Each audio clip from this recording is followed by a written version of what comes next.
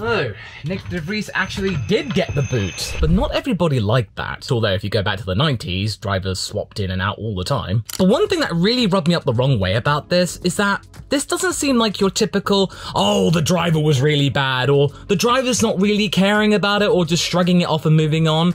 No, the drivers were all surprised about this. This came as an absolute shock. Even his teammate expected Nyck to be around at least until the summer break. Even people within the organization were a little bit bamboozled by all of this. You've got top profile drivers like Lewis Hamilton, Charles Leclerc speaking out, and even Max Verstappen has weighed in about all of this and actually expressed some sort of disappointment concerning it. But to be fair, he and Gasly do tend to toe the party line of the Red Bull team, even though Pierre has long since gone. Some of that residual Red Bull influence is still kinda there, and also he would sort of get the AlphaTauri Red Bull culture because, you know, he experienced it for so long, many ways of experiencing it.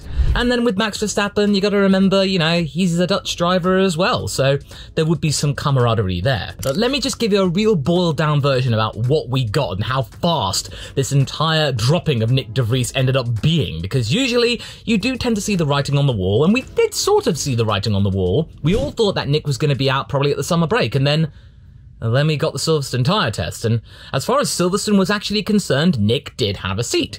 He still had 2 races left to prove himself worthy. The AlphaTauri upgrades had now come online, and even though they didn't do much at Silverstone with Nyck de Vries 17th and Yuki not much better, we would have then gone to Hungary, where apparently these upgrades are a lot more ideal in low speed corners, so I think that maybe Nyck de Vries could have been in for a shout of a point if things were looking good. Same for Yuki, but we didn't get that. This could have been actually curing Nyck de Vries' problems with driving, and even for Yuki as well. Remember, the AT04 was initially designed with Pierre Gasly and Yuki in mind, so Gasly's gone. Then de Vries steps into a car that wasn't really built for him. I mean, that happens all the time when you get driver swaps, but that's something to consider. But maybe over time it could have actually been built towards his ideal driving style, and then maybe we might have seen points later on in the season. And I think that's what the majority of people at AlphaTauri were considering, because the call came during the Silverstone tyre test around lap 11 of what Daniel was doing. So that could have been coming out maybe within an hour of actually starting it. Usually, even when you get these sort of things, you find out what happens after the end of the test, when everyone's been able to process the data, not within an hour potentially. And then obviously Horner and Marko were talking to each other about the 11th lap. Then Marko talked to Nyck because he felt personally responsible, because he's the one that hired Nyck in the first place, about that lap. I bet that Nyck's now going to be hating the number 11 now. One guy's lap is what gets you booted. As a result, Horner could inform Daniel about his decision that he would be stepping into the AlphaTauri seat, and he actually deemed Daniel as the most interesting option. Well, most likely the most profitable. And of course, Marko agreed with it, because Marko viewed Nyck de Vries as some sort of mistake. It was a hip shot sort of a decision off the back of Monza, and now it was all starting to go awry, and then you got Daniel coming in, doing okay at the tyre test, so you're thinking, oh, why not at this point? And even Daniel was kind of surprised by it, about the speed of everything changing. He actually got the vibe that, you know, they seemed to think that he was ready, so they were going, okay, let's do it. It's kind of like a scratch and sniff sort of thing, and it just makes me think that the entire Red Bull operation is like a game of chess. In order to make the best moves, some pawns are sacrificed in order to get the ideal outcome. You've now got Daniel Ricciardo's queen to Max Verstappen's king. Now, if you want to talk about a dream team for Red Bull currently, you'd want to have Max Verstappen and Daniel Ricciardo in the same team. And even Max has commented about the idea of Daniel Ricciardo coming back, and he's like, that'd be cool. I don't see why not. He's got no objections. And Nyck's come out with a statement that he was grateful to have a chance in Formula 1, that he was pleased to have actually had a go and got to have actually sampled the sport after many years. He was disappointed for it to have ended so badly. It was a very typical cookie cutter, but very classy way to kind of end things, because understandably, he should be a little bit miffed about this, about how it ended so suddenly and abruptly. But realistically, he should have had an inkling about this when he actually signed the AlphaTauri contract, that things at Red Bull are a little bit cutthroat, they are a little bit ruthless, and that you've really got to be on your A game immediately, especially if you're not a Red Bull junior, and especially if you've not got credentials with Red Bull before. He's a Mercedes guy, and now, as you've seen, he's actually talking to Toto, trying to figure out a way of getting back into motorsport in some capacity. But at the moment, he's actually taking a break from social media, and I don't blame him. After all the stuff that happened with Nicholas Latifi and various other not so great drivers, yeah, you might want to stay away from that. Yeah, but speaking of which, if you want to hear about what happened to Nicholas Latifi, I got the scoop for you up there. But it seems like other drivers aren't so concerned about rocking the boat. First of all, who do you think out of all of this, a Red Bull situation, would be the most outspoken about all of this? You guessed it. Lewis Hamilton, Red Bull's arch nemesis. Now, be aware, all the stuff that Lewis Hamilton said about the whole situation with Nyck de Vries and AlphaTauri and his sacking, it's something to take with a pinch of salt, because remember, Nyck de Vries is a Mercedes driver. He was part of their program. He helped secure a championship for them in Formula E before they handed over the keys to McLaren, who now run the operation. So understandably, Lewis Hamilton would know Nyck de Vries very well. And therefore, to see him out of Formula One and to see a friend and a former co-worker gone after such a really interesting debut, Lewis obviously referred to him as poor Nick. And you gotta remember, yeah, he's the most credited driver in Formula One, Lewis Hamilton, and his word does count for a lot, but they did work together, and therefore, it's a bit like, yeah, okay. So of course you can say, of course, as a driver, it's very harsh to be dropped so suddenly, but some of the words there are a little bit heavy, but either way, there was a comment from Lewis Hamilton, so that does count for something, but just something to, you know, just be aware of. And even Valtteri Bottas is saying similar things, even though he's now in the Alfa Romeo camp.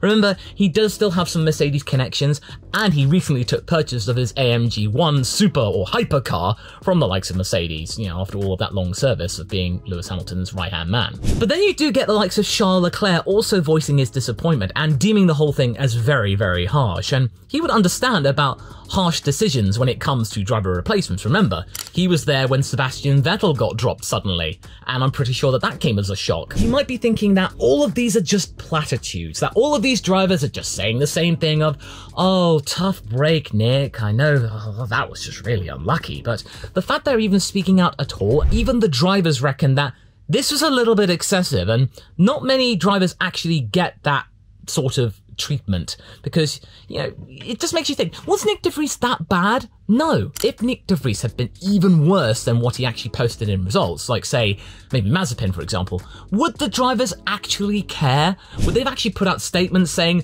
oh, the case for Mazepin's departure was a little bit harsh, or well, that shouldn't have happened so soon, or, you know, just saying things like that? No, that wouldn't have happened. They all know Nyck de Vries in some capacity. Some people raced with him, some people knew him in some capacity. You can tell they were blindsided. And even Max was kind of disappointed at the situation when talking at the press conference this weekend. He didn't think that Nick was a bad driver or anything like that, and that's the ultimate signifier, and it was just really bad luck, and just, he shrugged then, Max, and that's just how Formula One is. And then you also got Lewis kind of going, oh, this is how Red Bull works. And I really do like seeing Lewis Hamilton being all cynical like that. You know, the whole cash is king remarks a few years back, and you just feel like, oh, this is when Lewis Hamilton's being really snippy. Max does tend to agree with him in some way. F1 is a cruel sport, and it can be very harsh to drivers who don't cut the mustard. So it was very much going with the Red Bull party line, but there were some comments to kind of denote that Max did sympathise with Nyck de Vries, and yes, of course, they're both Dutch, and they are friends,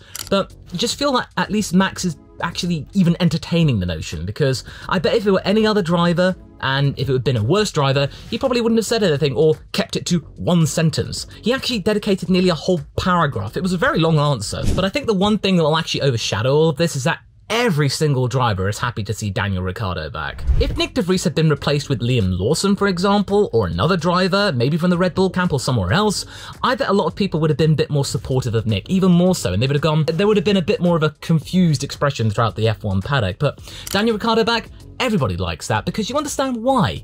There's a really nice positive energy about Daniel, and even if you may not like him as a person or as a driver, you gotta admit, he does carry that sort of vibe that when he's in the room, people come out of that room happier than they were when they entered that room. He just has that sort of influence. But in any case, all of this tells me is that Nyck de Vries' departure was a complete and absolute blindside to everybody, and it was a complete and utter mismatch for his entry into Formula One. He should not have entered the sport with AlphaTauri. He should have gone to Williams, where he would have had a lot more of a supportive introduction to the sport, and even though, yes, he's 28, I feel that Williams might have been a much more of a forgiving sort of time, because everyone would have thought, oh, it's a Williams car, it's been historically slow the last few years. But then again, if Albon were able to actually get a lot of it and he was performing the same way as he is now, maybe that might have shed some light on it, but I think he would have at least made the whole season out at least, and then Logan would have stepped in when the time was originally right for Logan to step in. So again, Nyck de Vries might have been actually a stopgap. Nyck would have had a better time at Williams, where you don't have Helmut Marko spouting us sound bites every 5 minutes. This whole idea was doomed from the very start, and now Marko's regretting it, and he's hoping to sweep it under the carpet, under the whole thing of, look over there, there's Daniel now.